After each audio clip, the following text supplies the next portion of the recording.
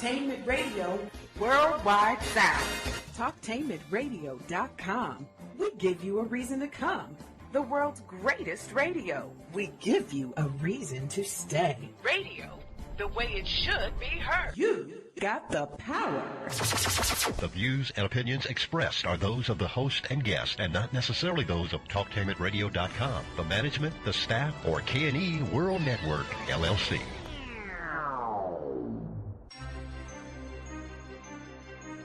This is The Compensatory Concept with Mr. Neely Fuller, heard exclusively on TalkTainmentRadio.com, the world's greatest radio.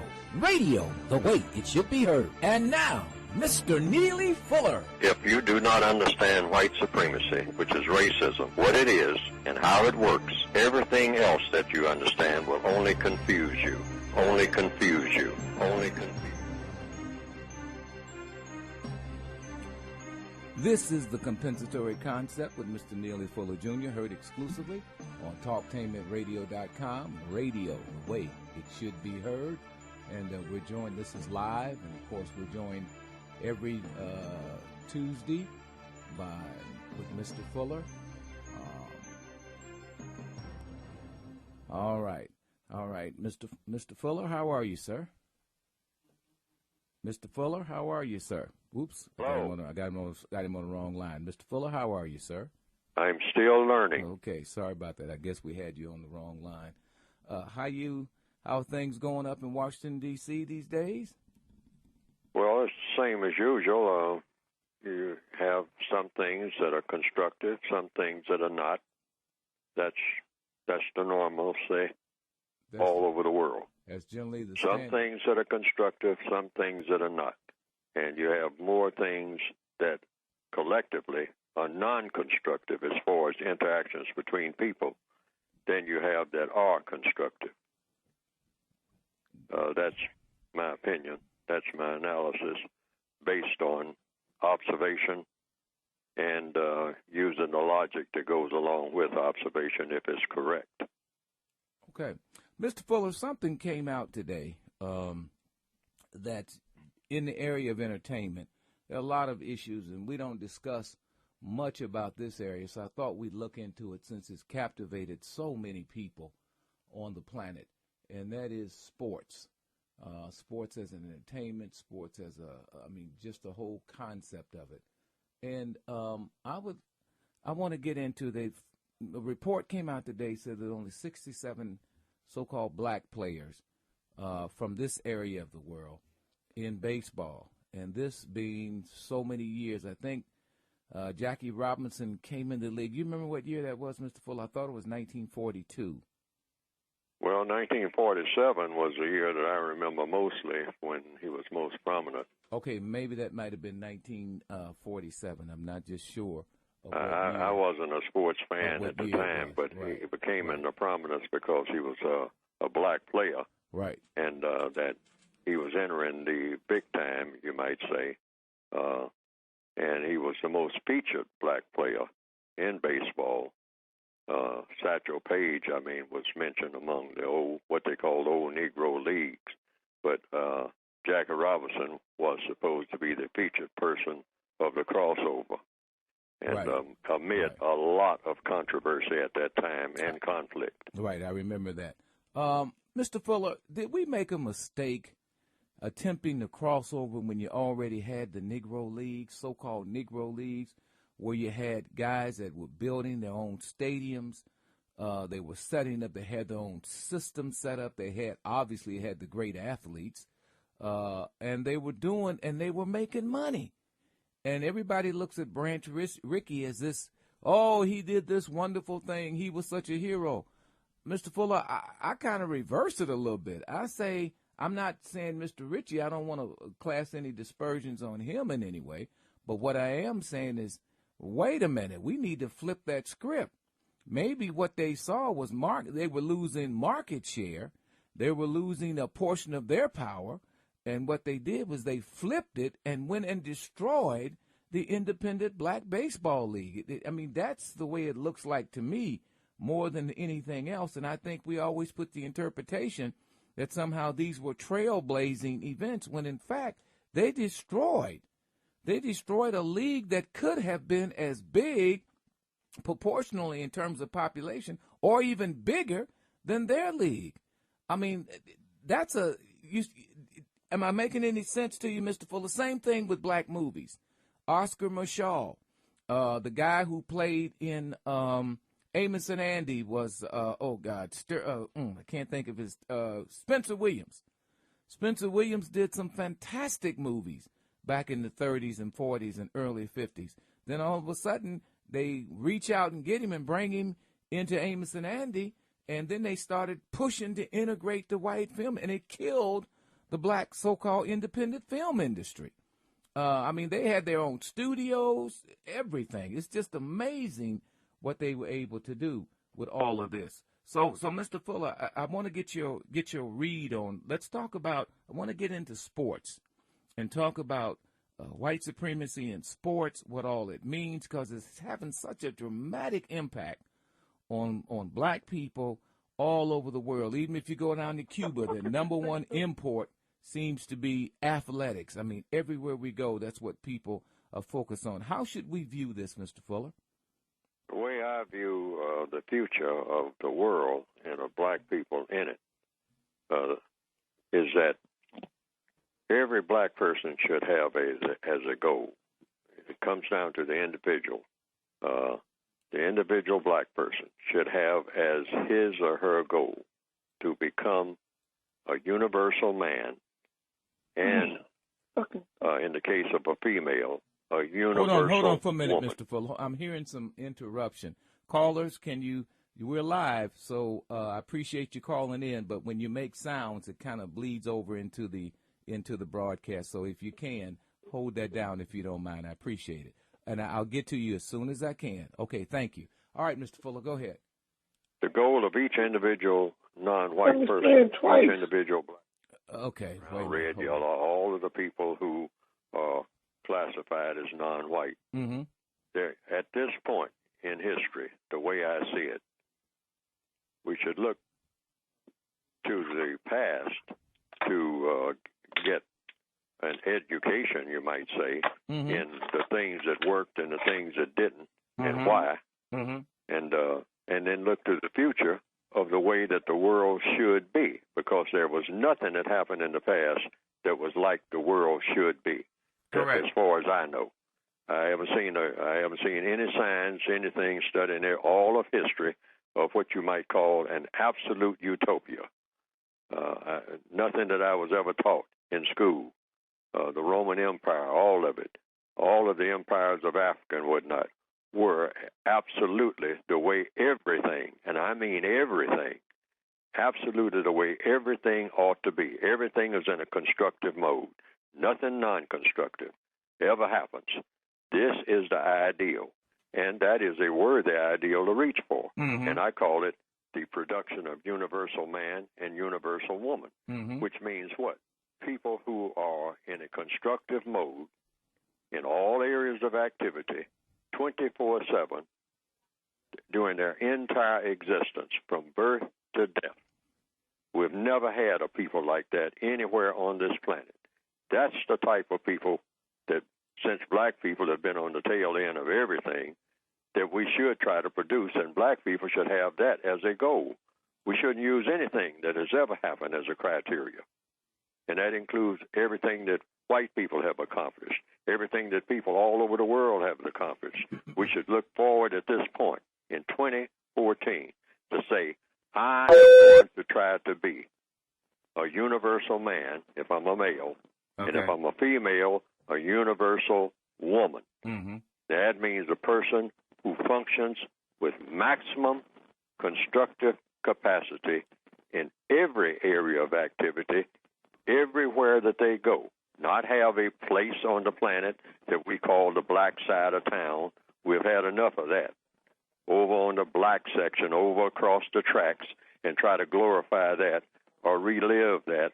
We should get out of that frame of mind altogether. We should think that we should function anywhere with maximum constructive capacity, everywhere in the known universe, and in the future, the unknown universe. Okay, now, having said that, what are you saying, Mr. Fuller? I'm saying everything that you do is constructive. I mean, starting with this very minute. I'm not talking about some program that's projected way in the future.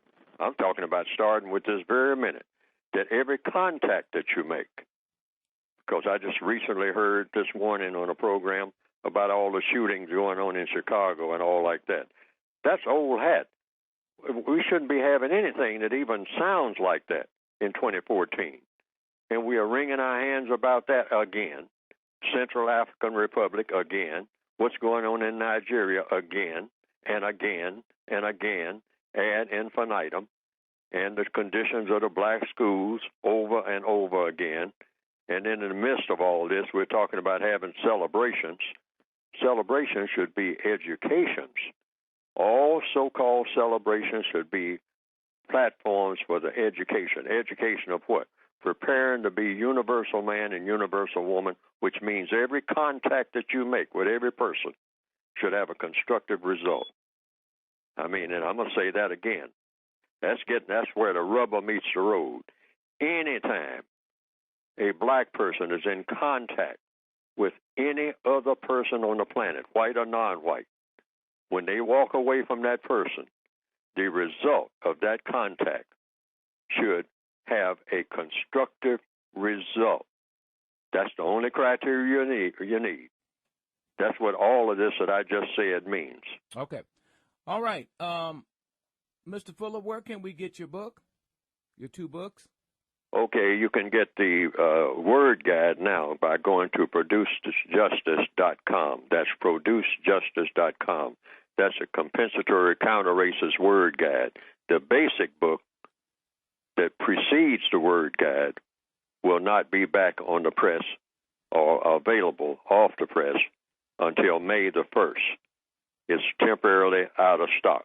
That's the textbook workbook for thought, speech, and or action for victims of white supremacy. Now, both books have that same basic title, but the book that's available right now is just a word guide. So the two books should not get confused. The basic book, the book with most of the information in it, won't be available again until May the 1st. And that's on producejustice.com. But the counter-racist word guide, this is a word guide about how to use words, how not to use words, what words to look for when other people use them. It has a term in it like mud people, which recently I heard that a white supremacist, a person who is reported to be a white supremacist involved in a shooting in Kansas, he used that to refer to the dark-skinned people of the planet, mud people, and it says that term is in the counter-racist word guide about how to handle that word when somebody refers to you as a mud person and whatnot, and et cetera, et cetera, et cetera.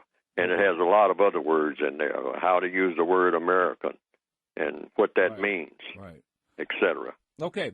I believe we have a caller that's on the line. Mr. Caller, you're on air with compensatory concept. Go ahead. Caller? Am I on there? Yes, you're on air. Go ahead. Oh, I've been having a lot of trouble listening to the program through the website. Well, I don't know why. It's fine. All you have to do is just go and listen. Well, that brings up an interesting point. I wonder if someone... No. And I also had a lot of trouble calling in. So I'm wondering... Well, okay. No, everything is okay. Just if you want to listen to it on the website, all you have to do is go to talktainmentradio.com and click on the listen live, and you can hear it. But did you have a question thought from Mr. Fuller? Yes. From last week, speaking about, I couldn't catch the first part of the program, but from last week, they was speaking about white supremacy and racism, and how black leaders are put in front. Well, let me update you as to what we had kind of started out talking about. His report came out there were 67 black people from the United States in baseball. This comes on the heels after Jackie Robinson did what he did so many years ago. And I'm trying to get I didn't know if he entered baseball in 42 or 47. I'll get the exact year here in a minute. And they were talking about the shrinking number of black people from this area of the world called the United States being involved in baseball. My question was, when they came to Jackie Robinson and all those folk, and when black folk had their own independent economic system going for themselves, was that really progress or regress when they walked away from something they had and they controlled and could have developed in order to be a captive in another man's thing? So that's what we were kind of talking about, and Mr. Fuller had responded to that. But okay, but that's where we were with that. Now let's go with wherever you are. Okay, thanks. Mm-hmm. Okay, well, looking at Jackie Robinson and doing some research, I'm not sure if the issue of the Boule have ever been discussed. And that's very interesting. What do you mean? Well, first of all, those people who've never heard that term, give us a definition of what the Boule. I've heard it, and I'm sure Mr. Fuller has, but that doesn't mean that many people have. Give us a definition of the Boule. Well, from my understanding, the Boule were created by a group of college-educated black professionals around 1905 as a counter to Marcus Garvey and his Back to Africa movement. Mm-hmm. Or actually, I think it slightly predated it there, but it was created, I guess, in response to that growing sentiment among black people in the early part of the 20th century. Mm-hmm.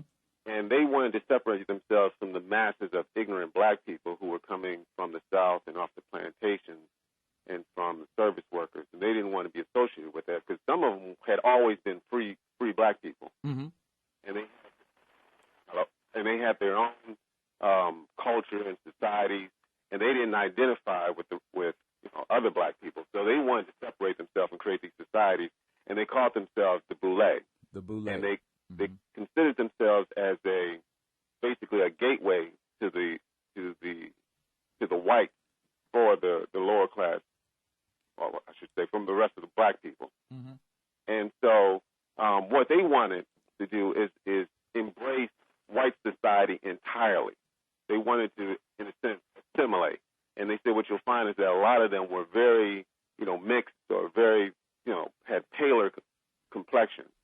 And so that's what the Boule were. They're like a elite, secret black society. So these were, when you said tailored complexion, you mean more lighter skinned black people? Is that what you're talking about? Right.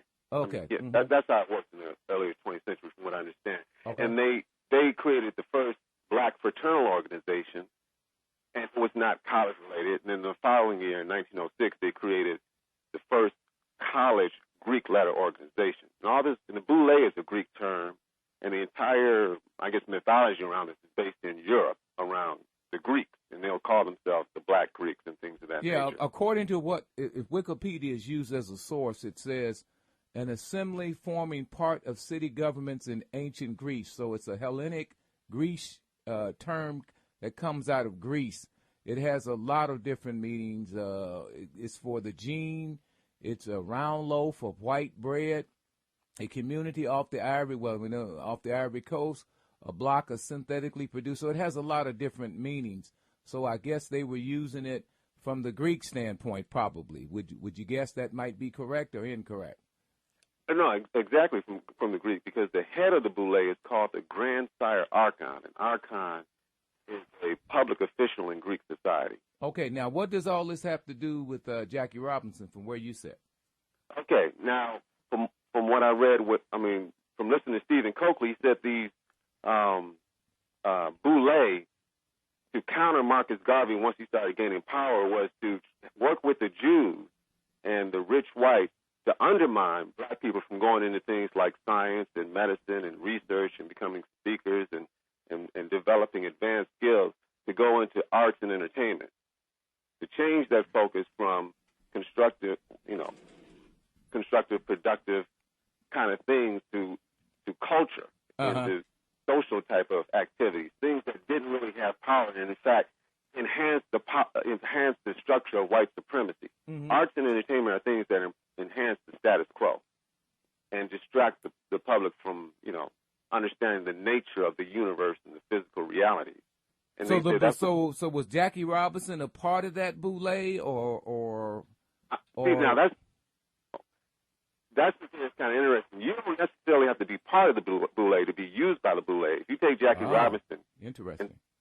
So I'm just saying that there is definitely a class of black people out there who are staunch white supremacists. They know the white supremacist system back, forward, in, out. They know, in fact, the system control of the police know not to mess with these types of black people. Hold on for a minute. You said something very interesting. I know we're going to do part 2 of it because it was so interesting last week. Mr. Fuller, can a black person ever be a staunch or non-staunch, but can a black person ever be a white supremacist from where you sit, Mr. Fuller? No. You have to be white to be a white supremacist. You have to be accepted as white and embraced as white in all areas of activity 24/7 without exception. You can't be an honorary white, and there's no such thing as that. You're either white or you're non-white. I mean, white or non-white in the system of white supremacy. Every white supremacist understands this, every white person. I mean, sometimes you'll look at a black person and say, well, you look like you're white. You don't look like you're a black person, or all like that. There's a lot of black people who look like they're white people.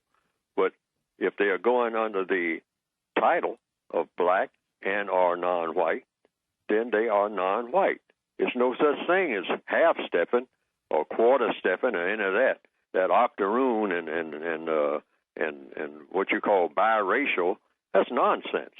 No such thing as biracial. You're either a white supremacist or you're a white person who is not a white supremacist, or you are a victim of white supremacy. That would be in the non-white category. It's just 3 categories. There's no other categories. I'm talking about function. I'm not talking about imaginary. And that's white people, non-white people, and white supremacists. And you have to be classified as white and function as white in order to be a white supremacist. And a white supremacist, these people are the smartest and most powerful people on the planet. Everybody else comes under the non-white banner. Black, brown, red, yellow, so-called biracial, so-called albinos, all of it. Mulattoes, non-white. You're not white. You're not white. You can pretend all you want to. You can get in little groups and whatnot and do all that stuff. It won't work. Never has worked.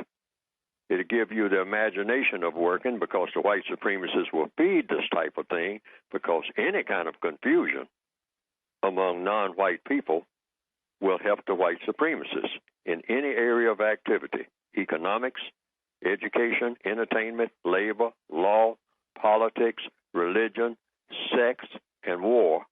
Any kind of confusion in the system of white supremacy, confusion among non-white people, people classified as non-white, will always work for the strengthening of the system of white supremacy. Right now, the white supremacists are causing all kinds of confusion in the area of sex among the non-white people of the planet.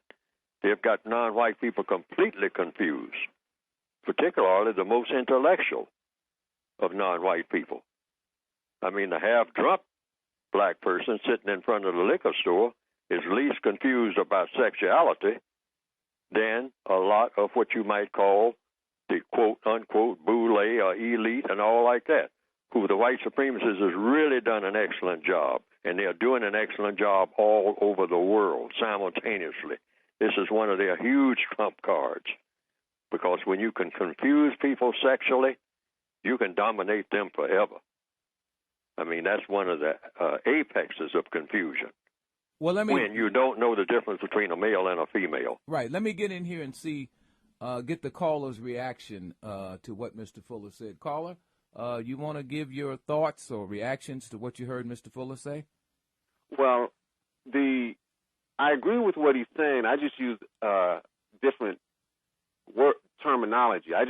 I consider anybody can be a white supremacist, but I think it's the racist that can only be white, because the only people who believe in race are whites, and whites came up with the concept of race to separate themselves to separate and elevate themselves over everybody else. They said, we're white and we're better than you.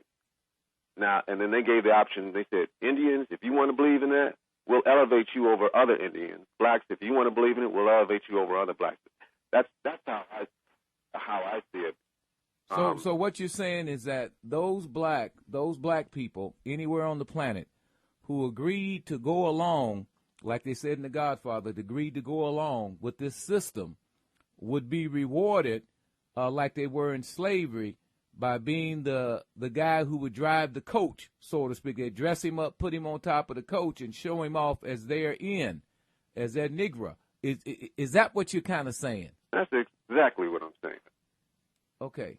So what you're saying is that, Mr. Fuller, I think what he's saying is that in order for white supremacy to work and be successful, black people have to support it also. That's what he's saying. Mr. Fuller? Well, he's entitled to say that, if that's his view. I'm just going by what I have written according to my observations. I'm saying if you're classified as non-white, it doesn't make any difference what position on the slave ship you have. You can be at the bottom of the slave ship, chained to the other slaves, or you can be up in the captain's cabin, if the captain wants you in the cabin, because that's the only reason you'll be there. And actually, that means what? In total, it means that all of them are still slaves. You had slaves that worked in the house, and you had slaves that worked in the field. They were still all slaves.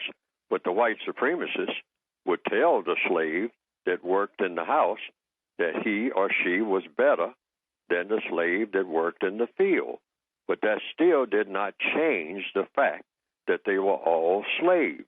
And that is something that I recommend that the victims of racism don't ever, for 1 second, lose sight of.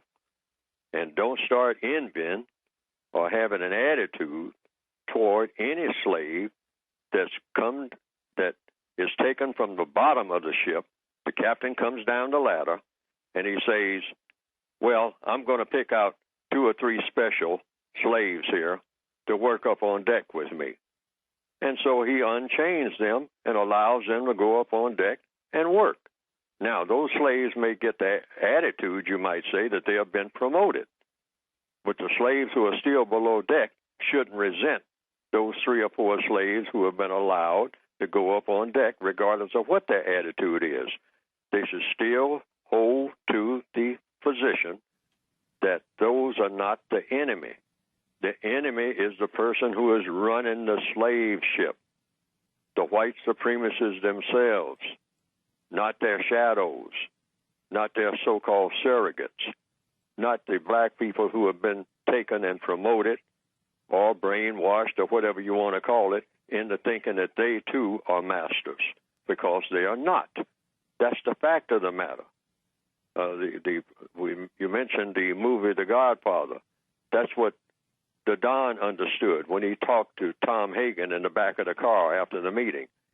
He said, I never knew until today that it was Barzini all along. In other words, all these problems we've been having with these gunslingers, with all these people, I mean, we're trying to sort out who's who and all like that. Say, if you want to get to the solve any problem, even in a criminal family, a criminal enterprise, find out who the head is. Don't fool around, with the people who are the so-called underlings. I mean, even if they may think that they are the big cheese and all like that, that's just thinking. Thinking something doesn't make it so. Now, it's the same way what you see with the old 1940s type movies. That principle is shown over and over again. When I used to go and take my little nickel and go to the Saturday movies and look at Wild Bill Hickok and Charles Starrett and the Durango Kid and all of what they call those serial type Western movies, cowboy movies we call them. Most of those movies, if they weren't fighting Indians, which was a lot of the time, they would be fighting among themselves about land or cattle or something like that. And they always, through the movie, they would be fighting gunslingers, hired guns. But finally, somebody would get smart and said, look, who's hiring these guns? Who are the people who is hiring the guns? So then they would go to the back of the saloon at the end of the movie, and they'd find that this is the guy with the deed to everybody's ranch, and he doesn't even carry a gun. He's hiring everybody else to do the shooting. And he's sitting back there with his chair tilted against the safe.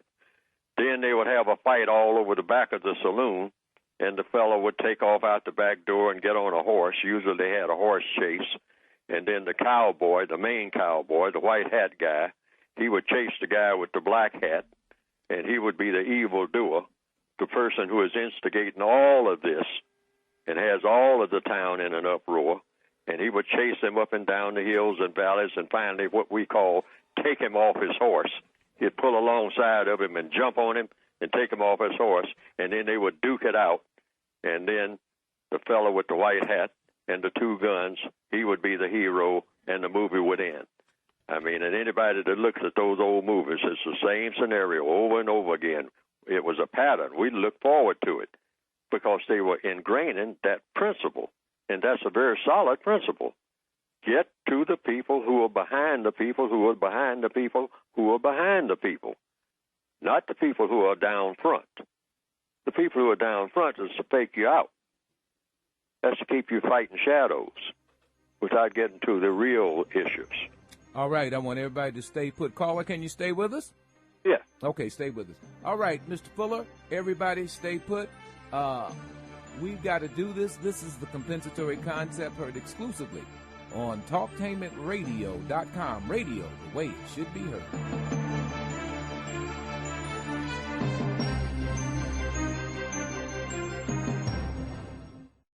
This is Michelle from the Michelle Lee Show on TalkTainmentRadio.com. Join me and TTR May 18th, 2014 as I host the first annual Walk to Cure FM Ohio at Wolf Park in Columbus, Ohio. 1K Fun Walk, 5K Run. Brought to you by the National Fibromyalgia and Chronic Pain Association. A day of awareness filled with activities, education, inspiration, brunch awards ceremony, entertainment, and more. Special guest speakers, Tony Terry's wife, Ronnie Terry, a sufferer of fibromyalgia, and Jan Chambers, president of the NFMCPA, and me, Michelle Lee, your host. Join the event on Facebook, PR with a Purpose. Get the details all about the walk, how to register, everything you need to know for Sunday, May 18, 2014, Wolf Park in Columbus, Ohio at www.prwithapurpose.com. The Ohio Sickle Cell and Health Association celebrates April Minority Health Month and invites you to learn more about sickle cell disease.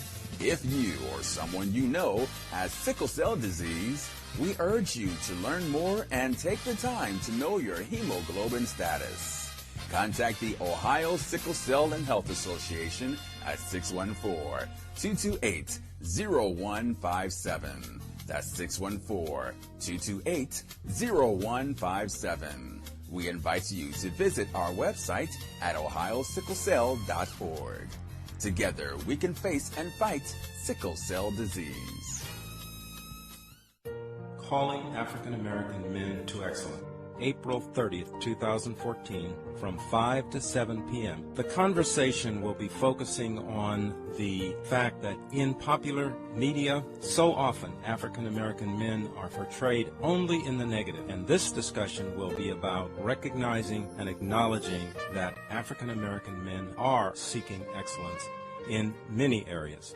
In community service, in politics, in athletics, in education, in medicine, and across the board. And this is a discussion that we don't have very often, so you're invited to join us. You can register to attend Calling African American Men to Excellence, April 30th, 2014, from 5 to 7 p.m. The calling 614-754-7511 or emailing aamwwalk@gmail.com. The event is free. We're cracking down on Medicare fraud. The health care law gives us powerful tools to fight it, to investigate it, prosecute it, and stop criminals. Our senior Medicare Patrol volunteers are teaching seniors across the country to stop, spot, and report fraud. You can help. Guard your Medicare card. Don't give out your card number over the phone. Call to report any suspected fraud. We're cracking down on Medicare fraud. Let's make Medicare stronger for all of us.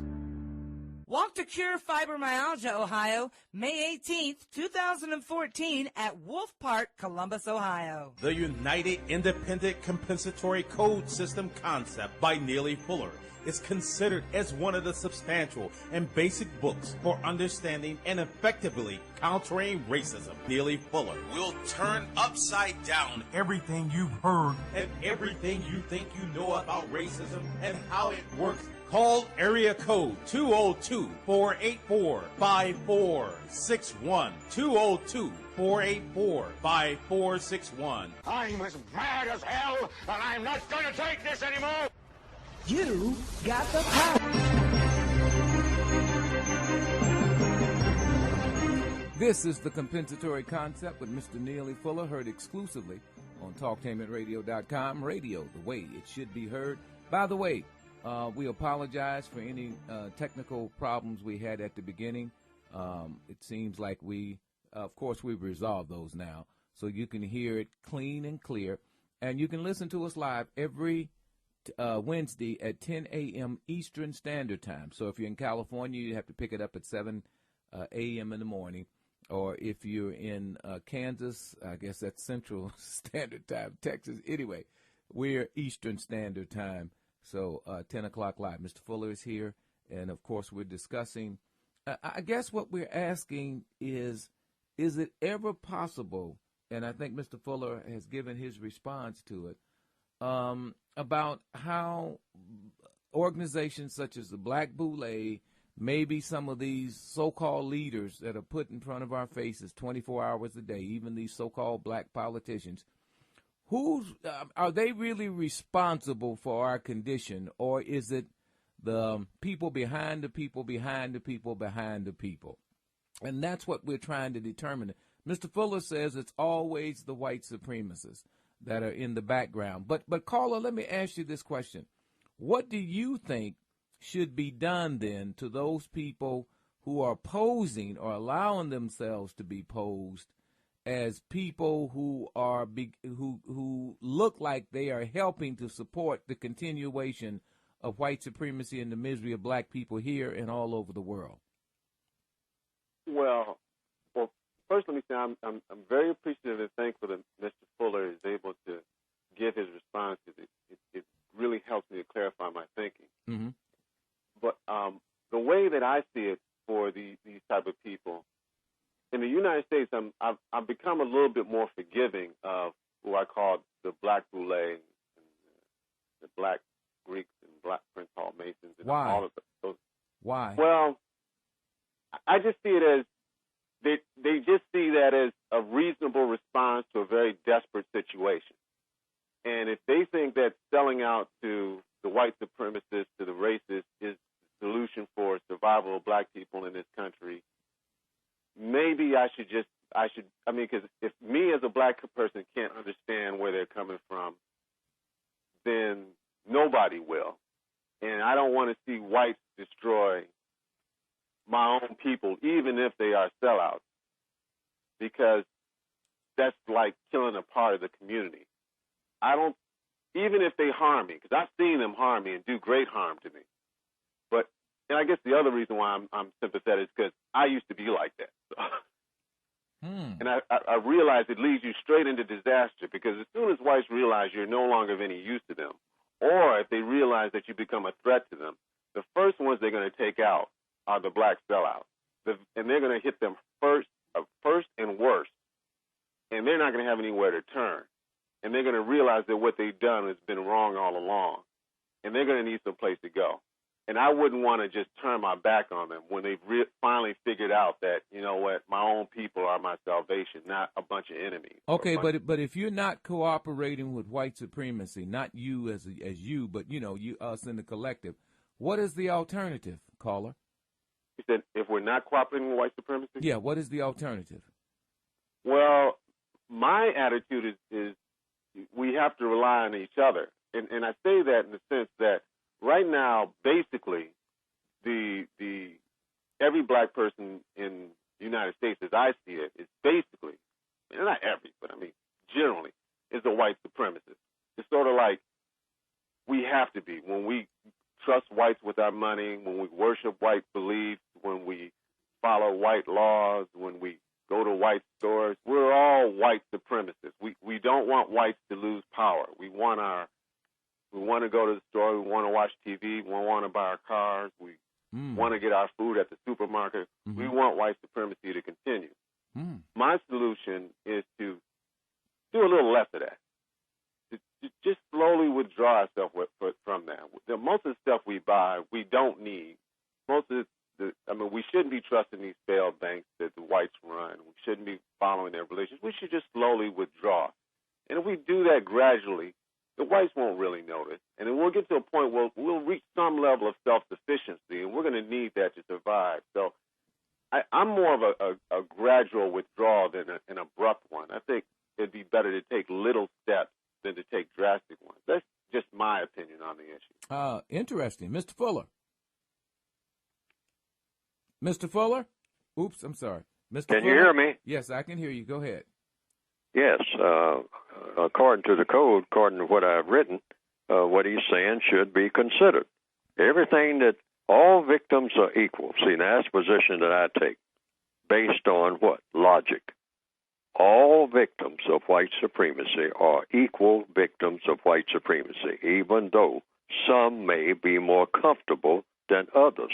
But the level of comfort for each victim of white supremacy is determined by the white supremacists. I keep going back to the slave ship analogy so that people can get a picture in their minds.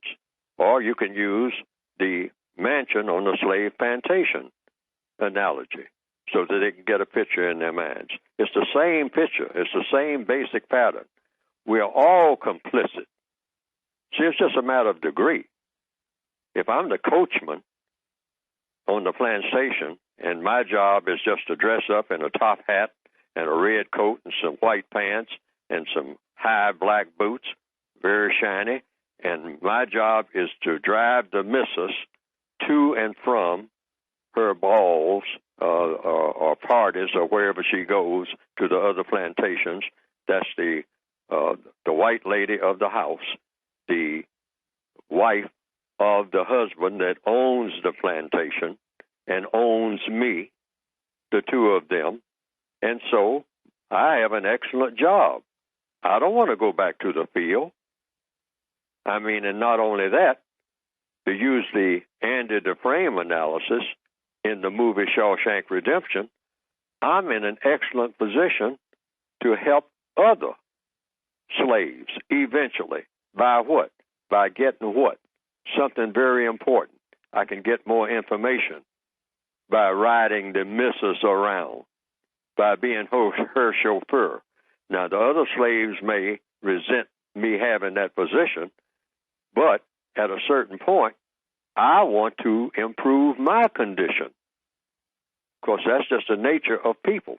People always, regardless of where they are, they want to improve. All animals want to improve their environment, want to improve their overall condition. People kind of get, you might even say, bored sometimes with the position that they have, and they want to improve that position. Now, so I still know that I'm a slave, even though I'm the coach driver. And I know that I'm a slave, even though other slaves may consider me no longer a slave. They're out there working in the hot sun. I mean, and they're bent over and they're being whipped. I don't get whipped, except just every now and then I might get scolded. Now, that's a real promotion on a plantation. And in fact, I have a whip, but I whip the horses that drive the coaches that rides the missus around. And so I'm envied by the other slaves, and just like black people today envy the other slaves who get a promotion on a job or anything like that. And so the white supremacists like to keep it that way. Okay? But over a period of time, that house slave, that slaves that become somewhat educated, start reading the master's books, is also sowing the seeds of the downfall of the master. And every master understands that. That's why they didn't like to have a house slave that starts poking around in his books, but many house slaves did. People like Phyllis Wheatley and whatnot, they start poking around in the books that the missus had in the house. That's that first step. See, because people always want to improve their condition. People like Phyllis Wheatley, Booker T. Washington wanted to improve their condition. Frederick Douglass wanted to improve his condition. But at the same time, he was opposing the condition he was in because he didn't see any reason why he should continue to be a slave, particularly an educated one. And so that's just the nature of people. So what you do, you feed that rather than oppose it. Try to elevate everybody out of the field if you can, or as many people as possible, because these are going to be your future revolutionaries. The ones out there in the field, they're just busy playing banjos and just looking for some relief from just the misery of that one day. If they get a half a day off to go down by the riverside and eat watermelon and play banjos, they're happy. And that's the masses of black people all over the world today. It doesn't take very much to please them because they have so much misery, minute by minute, not by the week, or by the month, or by the year, minute by minute, you have millions of black people who are in total misery. So if you just give them just a little bit of something, they're happy. So the question is, are they supporting white supremacy too? Yes. Everybody who is on the slave ship, who is a slave, is supporting the slave system.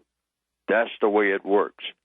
We have to become knowledgeable enough and understanding enough to know that that's how it works, and stop nitpicking it by trying to find out who is the slave that says quitting time and who's the slave who's not allowed to say quitting time, as depicted in the movie Gone with the Wind. That's a lesson there.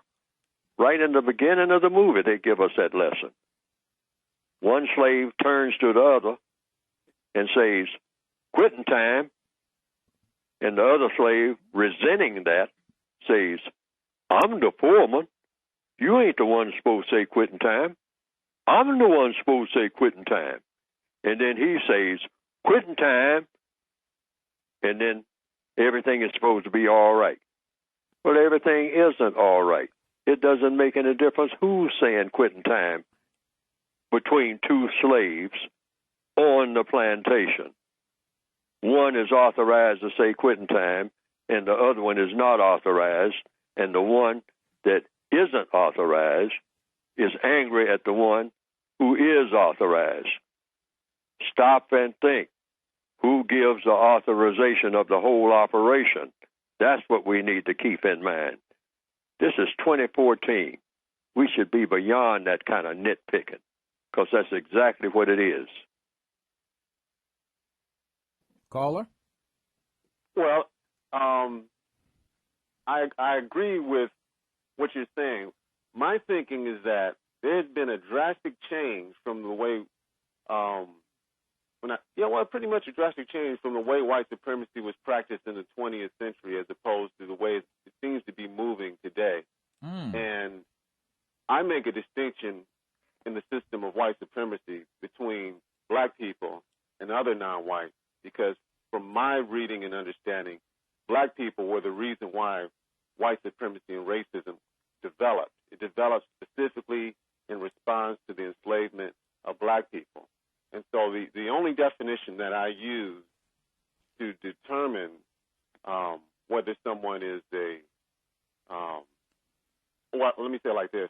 I make a distinction from black people and other non-whites as far as how they're treated in the system of white supremacy. And so when I look at others, I look at, are they black or are they other non-white? So if I look at a black person and they marry someone who's non-white, to me, they basically turn their back on black people. So in that sense, I see them as a tool of the white supremacists and of the racists. And in that sense, I think that black people need to understand the difference between their friends and their enemies. And I notice that a lot of black people want to make all these alliances with people who aren't black. not with each other. And that before if black people want to overcome white supremacy racism, they must first turn within and get their own house in order before they start making alliances with people who are also victims of white supremacy. Okay, what I hear Mr. Fuller saying, and of course, like anything that's said here, everybody, it's how people have viewed it and what their studies have concluded. Your studies have concluded one thing, his is another. But what I hear him saying is that approach, some aspects of that approach, could be very divisive, because it's saying that because he gets a little bit more something than you, that somehow he is responsible for a system, when in fact he is, Mr. Fuller is saying that he is an equal victim to you, and they're just using him differently than they're using you, and that's designed to create conflict. You want to respond to what I just said, caller? Right. I don't have a problem with that position, but I do recognize that there are systems that are not necessarily specifically white supremacy that are just as harmful to black people, or maybe not just as harmful, but are harmful to black people. For example. Like, for instance, I hate to call people out. Well, I guess I should. In the Indian system, there's a caste system based on skin color. Yes. And to make an alliance with them, when they specifically discriminate you based on skin color, it's just a modified form of the European American white supremacist system. And if you ally with them, and it actually predates it. It predates it because this goes back as, good God, thousands of years. Yes. Right. So even if you overthrew white supremacy, there's still other skin color based supremacist systems that would still keep black people at a disadvantage. And so that's why I say that black people need to understand, and Chinese have their system, Japanese have their system, Arabs have their system. Everybody has their systems that seems to target black people. And if black people try to make alliances with people who are just going to be a new form of an enemy, it just seems like we're always going to be losing in a situation like that. So that's why I say in the United States that you have to understand these other, who you're allying with, who you're calling a friend. And you know what I'm thinking? I'm thinking, caller, maybe, and I've heard Mr. Fuller say this, maybe what we're not doing is looking at the actual date line of white supremacy. We're just looking at white supremacy in this area of the world and saying that's the beginning of it. But Mr. Fuller and I have discussed this before. Mr. Fuller, if you had to estimate the date of when you think white supremacy really began to get its gear and get organized, in terms of the number of years, what's your sense of it? Because he brings up a very good point. Mr. Fuller. The date line for white supremacy, in my opinion, is, and the way I respond to it when I'm asked that question, I don't know. I do know that somebody, it might have been, or a committee of somebody's, sat down at one time, or maybe just one person, just started spreading it throughout a village, saying, you know what, I think we should start doing business on the basis of skin color. I think we should run the world, or run this village, on the basis of how light someone is in skin color, or how dark someone is in skin color. How about that? And that person, or that two or three persons, because it came up in the mind of a person. It had to. The logic shows that.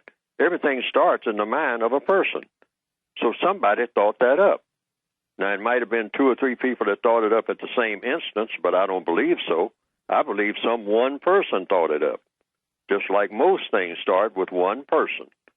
And then talk to the person over in the other hut about it, and then two or three people, and the next thing you know, they got a committee going, and then they go to the village and saying, okay, now everybody who has lighter skin than everybody else, and we will say what the cutoff point is. In fact, the cutoff point might change every now and then, from week to week, until we get this thing going. But somebody did that. Now, that was the beginning of white supremacy. The exact time and the exact village and the exact so-called community or format that happened in, I have no idea, and I don't give very much credibility to anybody who says that they know, because it started with one person, most likely, the logic would show that it started with one person who just took a look at another person, might even been right there in the family, and said, well, I notice some of us have lighter skin than others. So from now on, the ones with the dark skin are going to do all the heavy lifting around here. And the one with the light skin is going to sit around and do nothing all day, but give orders.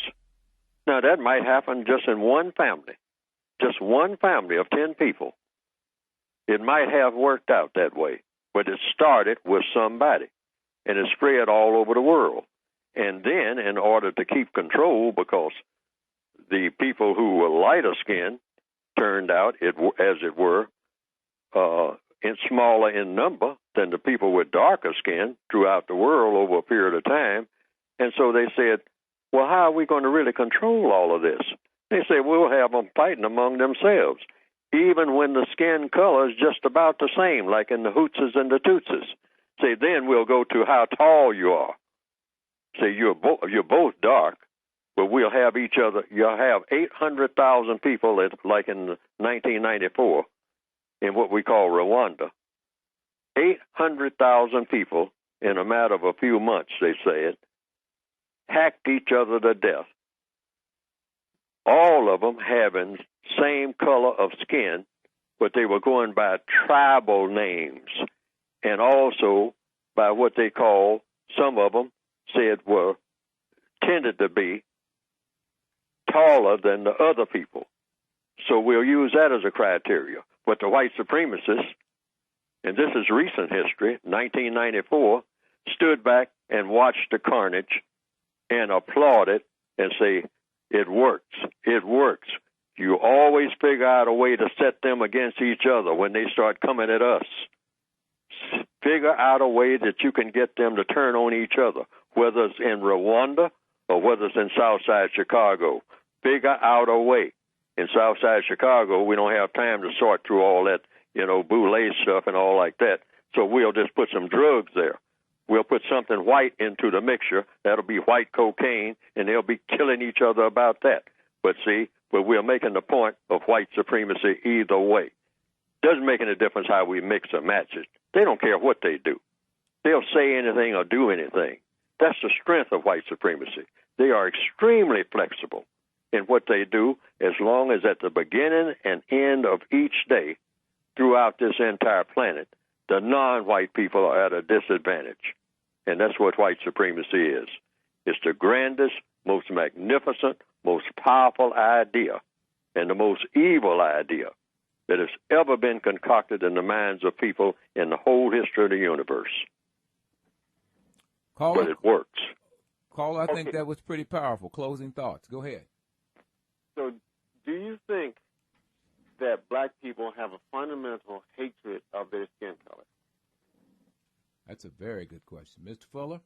Yes, because, and it's logical that we would, people naturally have contempt for anything that is weak, that they can't nurture, particularly if they're put in charge of nurturing it and making it strong, then that raises your self-esteem, like raising a child. If that child becomes stronger and stronger in mind and body and becomes more intelligent because of your work, then you will relish that child. But if the child becomes weaker and weaker under your tutelage, that means that there's something in error with you, and it also means you'll have contempt for the child, because the child is a reflection of you. So black people naturally have contempt for other black people. That goes with the territory. That's why it's very essential to get rid of this thing called white supremacy. You're going to continue to have this. You're going to continue to have black people having total contempt for each other. We go around looking for each other to show our contempt every day. What do black people really think about doing more than anything when we are given a little bit of time off, you might say? Wow. To do some thinking on our own. We go looking for other black people to show our contempt for them. We've come up against the clock. Thank you, caller. Thank you, Mr. Fuller. We appreciate you both. Thank you so much, and thank you for listening to the Compensatory Concept. Thank you. Thanks for listening to the Compensatory Concept with Mr. Neely Fuller, heard exclusively on TalkTainmentRadio.com. the world's greatest radio. The most important question in all racial matters is why. One should always ask